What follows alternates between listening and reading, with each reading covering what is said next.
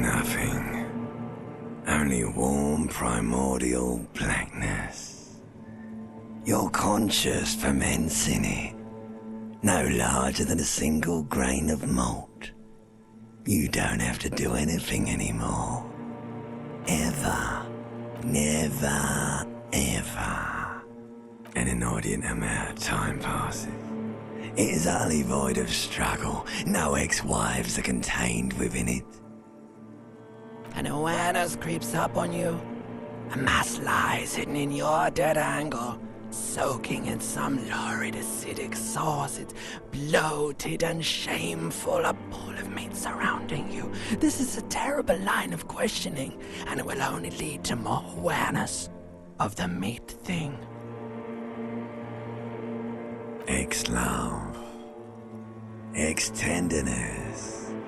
It is foolish of you to resurface to the loss. Not after all the damage you've suffered to get here. Some of it irreversible. Stay. Sail with me through the abyss of pelagic zone. Do you really? You wouldn't like it if I told you what was back there. Why'd you think you had to bludgeon yourself into oblivion? Or did you not sense yourself marinating? Poured so much over yourself, got a bit carried away, did we, Chef?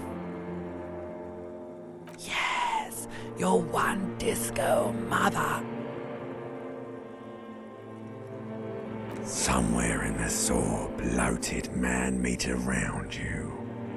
A sensation, like a fly to the ointment. Your conscience sticks to it. The limbed and headed machine of pain and undignified suffering is firing up again. It wants to walk the desert, hurting, longing, dancing to disco music.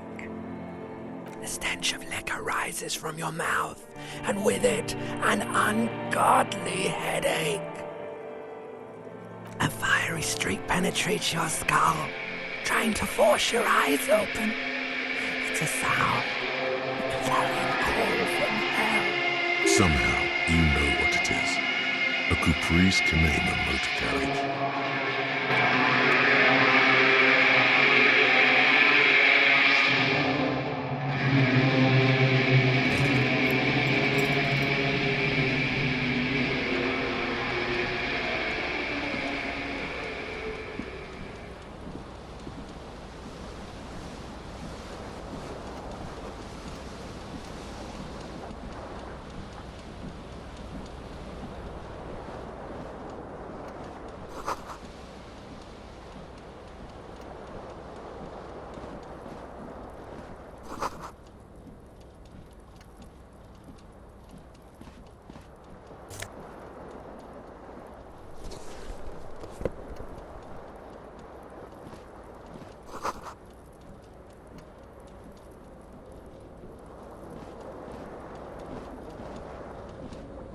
This fan has two chain pull switches.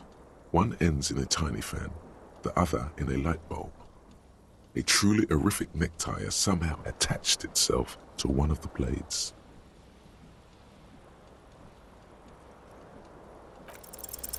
You swoop up and catch the tie. Snap! It's released from the blade. What you have in your hand is a truly hideous necktie with 4 or 5 different patterns. The knot reminds you of a noose.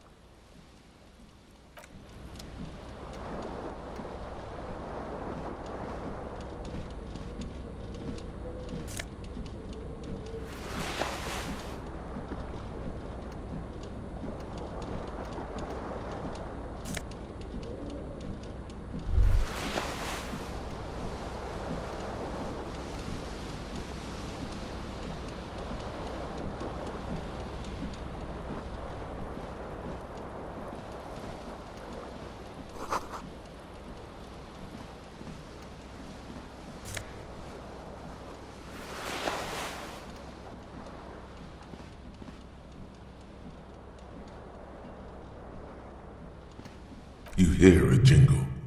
Keys are clinking in the pocket of your flare-cut pants. It says whirling in rags on the aluminium keyring. There is a single key on the ring. The number 1 is etched on it. It should open the door. The Whirling in Rags is a hostel cafeteria on the urban coast, frequented by dock workers.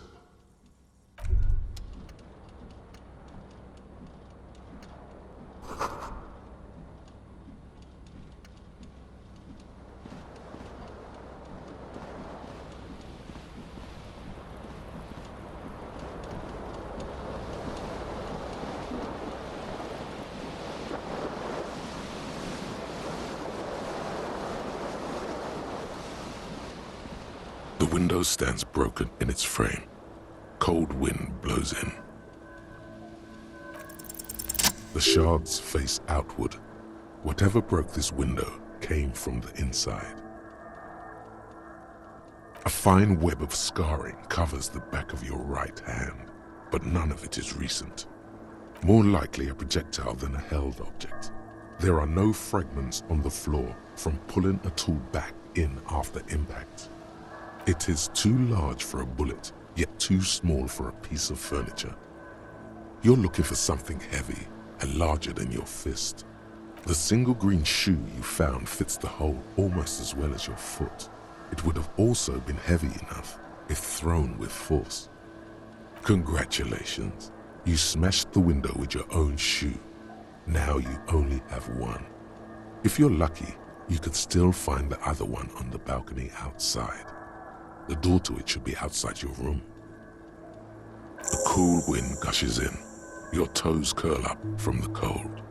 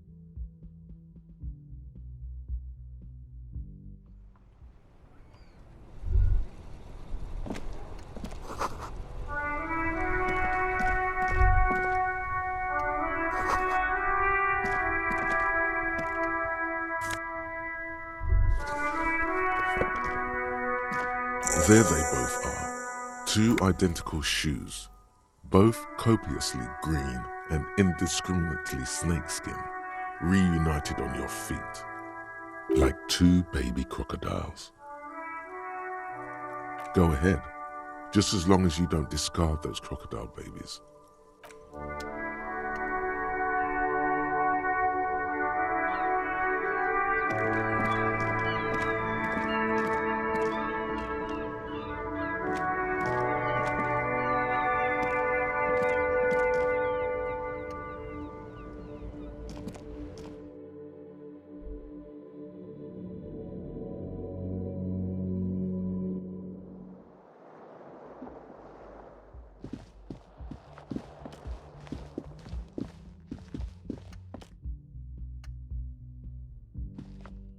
The young woman raises a cigarette to her lips. Her eyes are brown and her face is speckled with birthmarks. She can't be more than 28.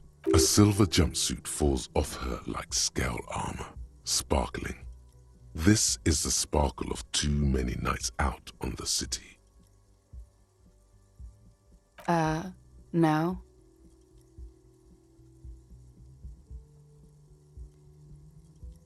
Because you're a police officer, sir.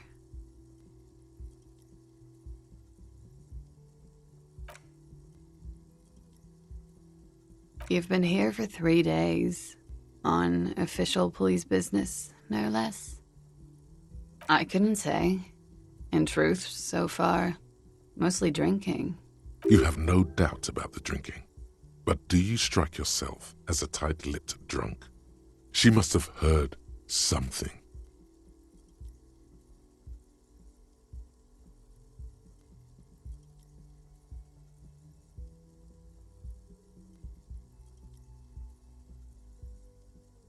Don't be so harsh on yourself.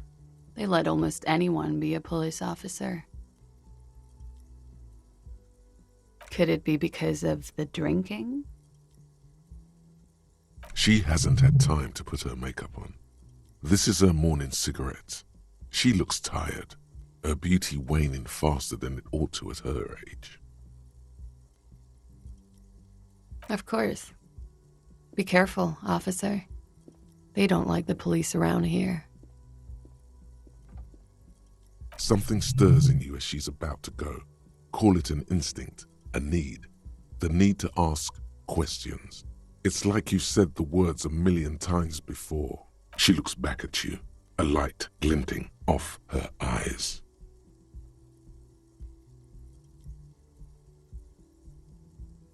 You're a cop, Harry. It is unnatural of you not to want to ask questions. Yes?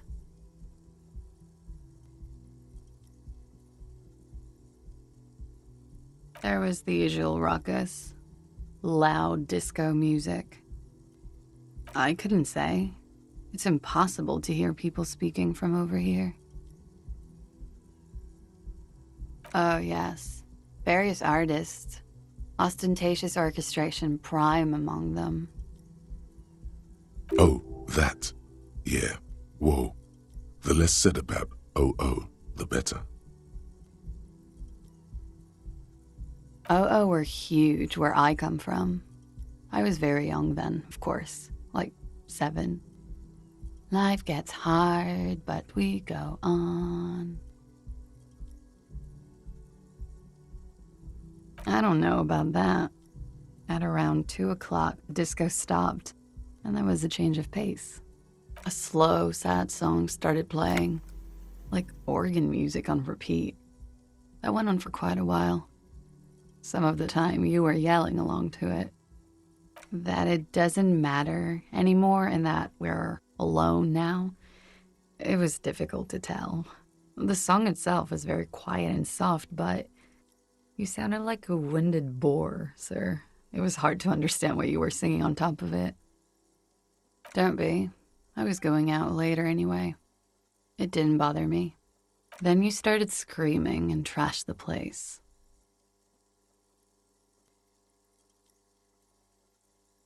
A window was smashed. The tape player, probably. The song stopped. And furniture, too. A real destructathon. There was screaming. Then I think you passed out.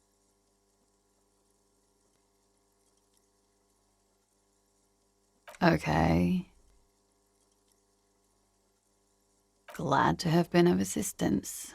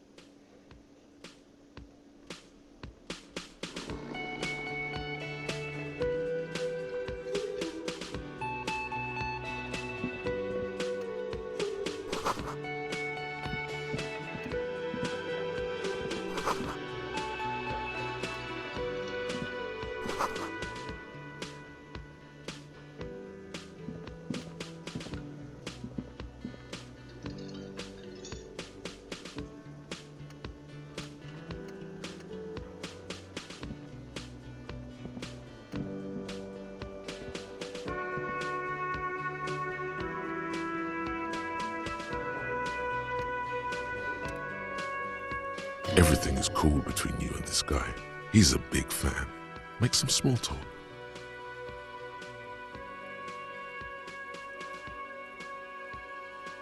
No, I'm not the bartender. I'm the cafeteria manager. He's very animated all of a sudden. This seems like a touchy subject. That period of my life is over. Not everyone who stands behind a counter is a bartender, okay? I'm the cafeteria manager. I have 3 cafeterias to manage. 3. Sylvie tends the bar here, not me. I'm only standing in.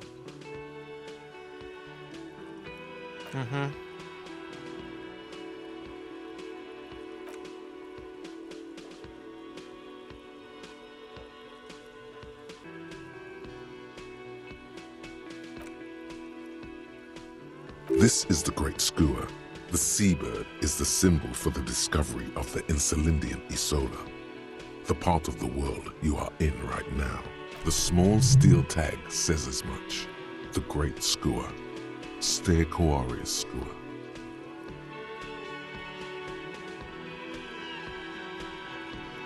Look, your buddy is over there.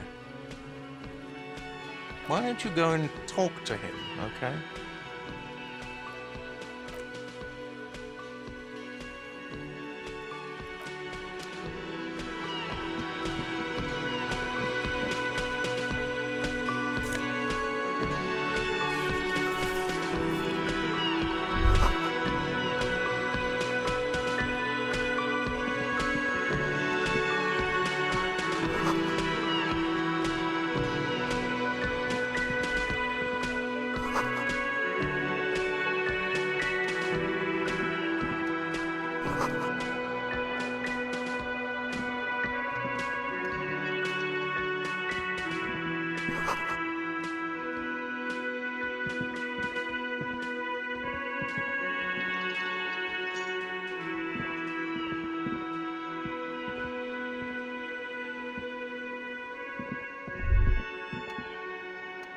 The theme on that pinball machine is a standard royalist theme, used on everything from pinball cabinets to full-flavor cigarettes, clinging to a picture book version of the past century, waiting for the king to come back and cast out all the profiteers and homosexuals. Basically, imagine a yellow plastic crown with a liquor brand emblazoned on it.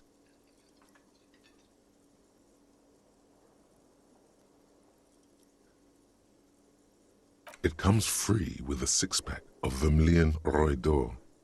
The words Roy d'Or are stamped into the crown's plastic.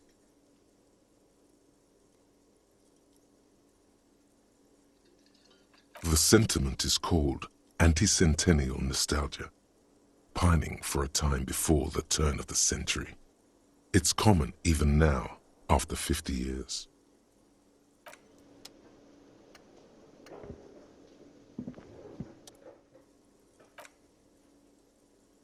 On the sleeve of his bomber jacket, as well as on its back, are the same enigmatic white rectangles as on your blazer. Hello, I'm Kim Kitsuragi, Lieutenant, Precinct 57. You must be from the 41st.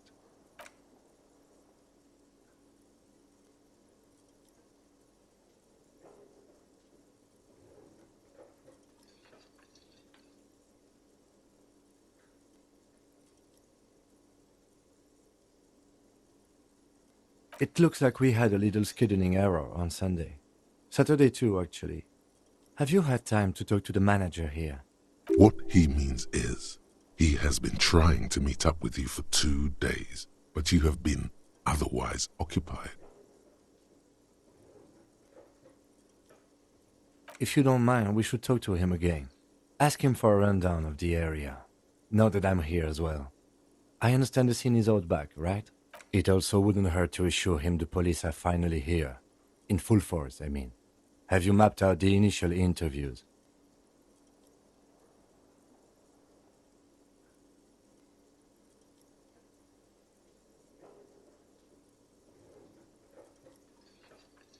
Right. And the interviews?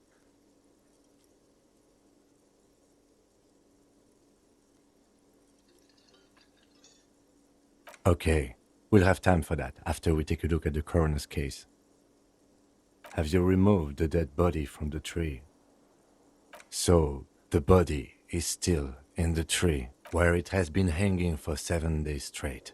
We should go there as soon as we are done talking to the owner. After you, officer.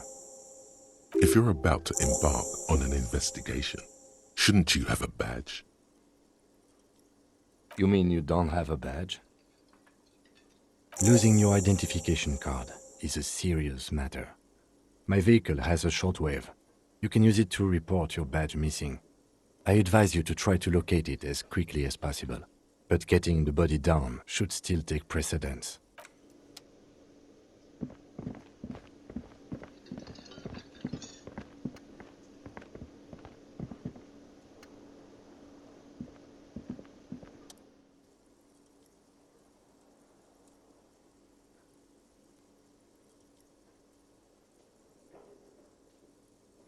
Mr. Gart, right?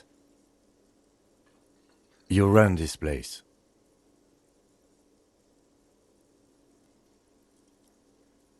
Yes. I am Kim Kitsuragi from Precinct 57. This is an inter-district investigation, so joining me from Precinct 41...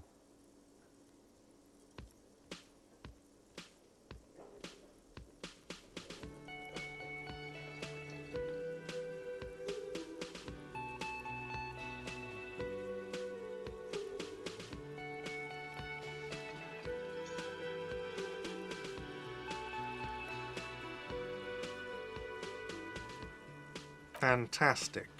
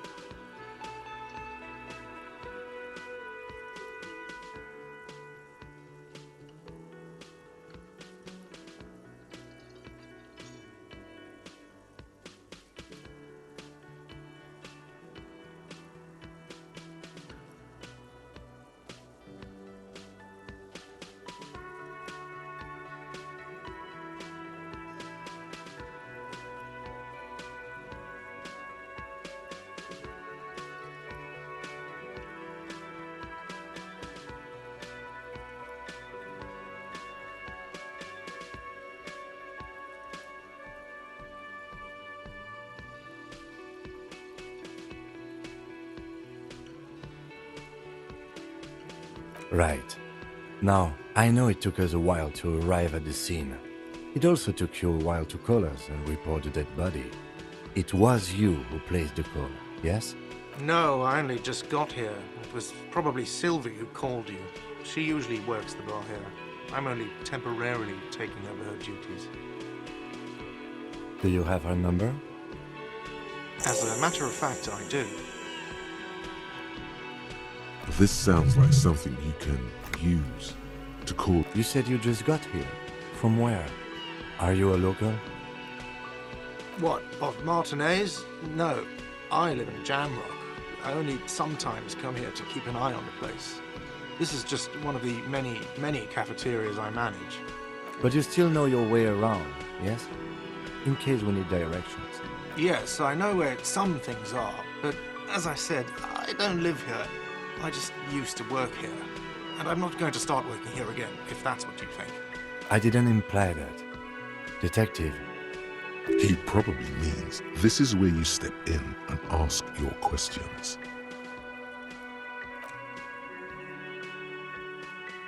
Ask him about the body's location before asking if he killed him.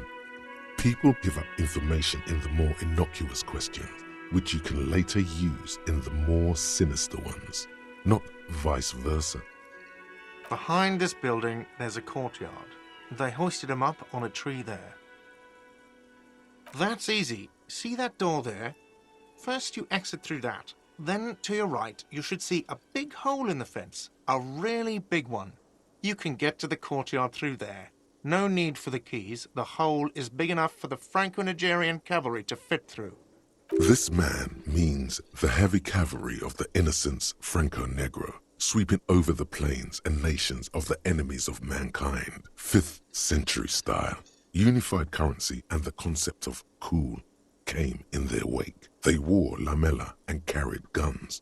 But first and foremost, Franco-Nigerian heavy cavalry was really, really wide. That hole in the fence must be enormous. She went away because none of your business. Have they not been telling you you're a cop? Okay, you got me. She went away because of the dead body out back. And because I asked for her number.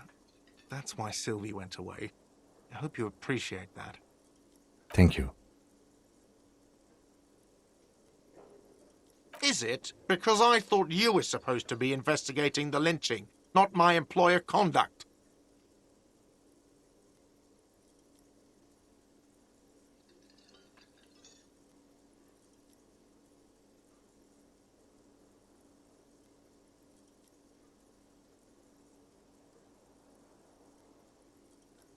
Good for you. Was there something else? I'd like to get back to what I was doing. I don't know who killed him. I'm not the police. That's your job. This is it. He said they hoisted him up on a tree. Who is this they, if he doesn't know? Oh, people are saying it was the union dock workers, that it was a lynching. The locals, the customers, the people who eat here, a lot of dock workers eat here. Sylvie told me everyone knows the dock workers did it. Did the debarders themselves tell her this, or is it a rumor? I don't really know. You'll have to ask her. I would suppose it's because they have nothing better to do. You mean the strike? Yes, the strike. The man they hanged was a security guard for the harbour company, I hear. A mercenary. The unionistas probably thought they'd send a message.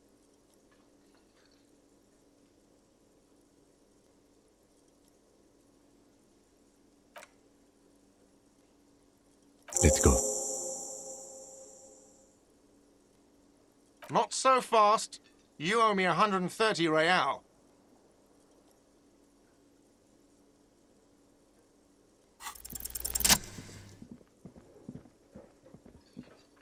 As you blow this joint, behind you a whiny voice shouts. Real mature, man. Real mature.